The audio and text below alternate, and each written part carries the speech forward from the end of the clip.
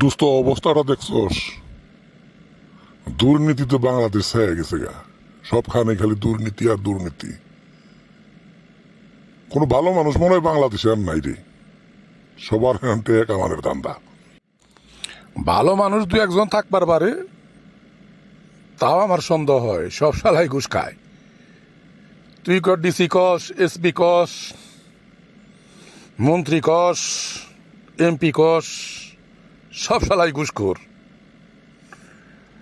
এদের দেখালে প্রকাশ হয় নাই, বেনজিরেরটা প্রকাশ হয়েছে, মতিউর রহমানেরটা প্রকাশ হয়েছে, আর ওই ড্রাইভার বেটারটা প্রকাশ।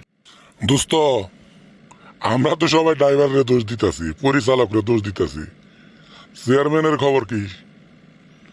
আমার মনে হয় চেয়ারম্যানই হলো নাটের গুরু। এই ড্রাইভার মাইভার এগুলারে দিয়ে পুষ্ট ফাঁসপত্র কইরে নিজে মাল কামাইছে, নিজের